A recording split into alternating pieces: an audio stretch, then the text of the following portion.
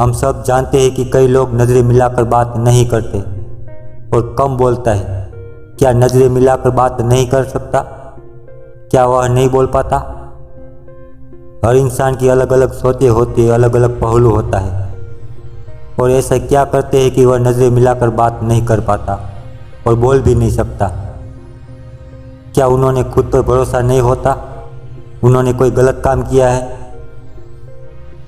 हम सब सही काम करते हैं तो हमारी अंतरात्मा संतुष्ट रहती है और इससे हम पर भरोसा ही बढ़ता है। जब हम कोई गलत काम करते हैं तो दो नकारात्मक बातें होती हैं। पहली बात यही है कि हम पर अपराध बोध आ जाता है और दूसरी बात यही होती है कि देर सवेर लोग हमारे गलत काम की जानकारी मिल जाती है तो लोगों को हमारे पर भरोसा ही उठ जाता है। तो हमको किसी भी इंसान के सामने नज़रें मिलाकर बात करनी होगी। नज़रें मिलाकर बात करने का अभ्यास करें। कोई व्यक्ति किस तरह अपनी आँखों का प्रयोग करता है, इससे भी हमें इसके बारे में काफ़ी जानकारी मिल सकती है। अगर कोई आपकी आंखों में सीधे नहीं देखता तो आपके मन में यह सवाल तत्काल आ जाता है, यह व्यक्ति क्या छुपाने की कोशिश कर रहा है? यह व्यक्ति किस बात से डरा हुआ है? क्या वह मुझे धोखा देना चाहता है? इस व्यक्ति के इरादे क्या है? आमतौर पर आंखों के संपर्क में असफलता से दो बातें पता चलती है। पहली यह है, मैं आपके सामने आने पर असहज अनुभव करता हूँ, मैं आपसे हीन अनुभव करता हूँ, मैं आपसे डरा हुआ अनुभव करता हूँ।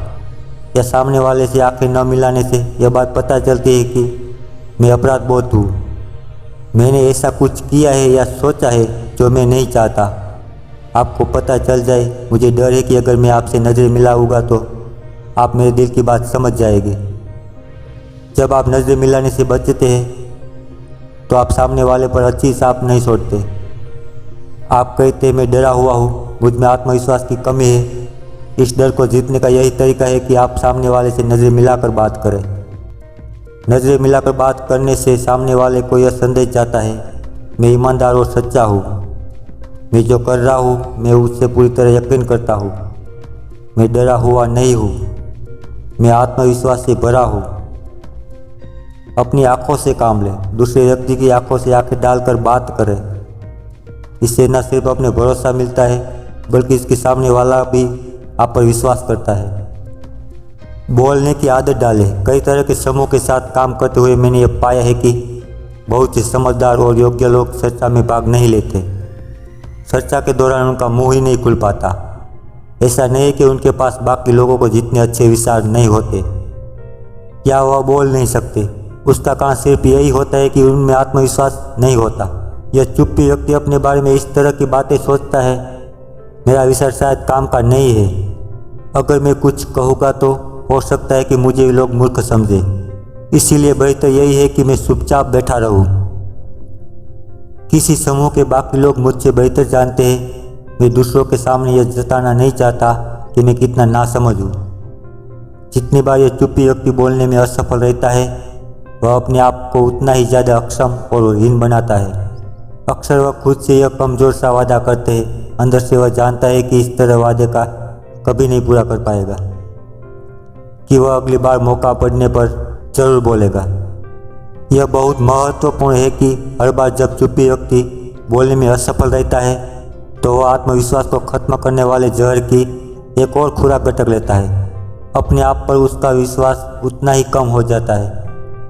सकारात्मक पहलू यही है कि आप जितना ज़्यादा बोलते हैं आपका भरोसा उतना ही ज़्यादा बढ़ जाता है और आपके लिए अगली बार बोलना उतना ही आसान हो जाता है। बोलने की आदत डालें। भरोसे बढ़ाने के लिए आदत विटामिन की तरह काम करती है। आत्मविश्वास बढ़ाने की इस तकनीक का प्रयोग करें। हर ओपन मीटिंग में बोलने का नियम बना लें। आप जिस बिजनेस, वार्ता, कमेटी मीटिंग, कम्युनिटी फोरम में भाग लें उससे आप कुछ ना कुछ कहें। इस मामले में कोई अपवाद ना रखें, कोई टिप्पणी करे, कोई सुझाव दे, कोई सवाल पूछे और आखिर में कभी ना बोले। आपको सबसे पहले बोलने की आदत डालनी चाहिए। आपको झिझक नहीं तोड़नी होगी और मूर्ख दिखने के बारे में चिंता ना करें। आप मूर्ख नहीं दिखेंगे। अगला व्यक्ति चाहे आपसे सहमत ना हो परंतु कोई दूसरा व्यक्ति आपसे जरूर सहमत होगा। अपने आप से सवाल करना छोड़ दे, क्या मैं कभी बोलने की हिम्मत कर पाऊंगा? इसके बजाय समूह के लीडर का ध्यान आकर्षित करने का लक्ष्य बनाए ताकि आप बोल सकें।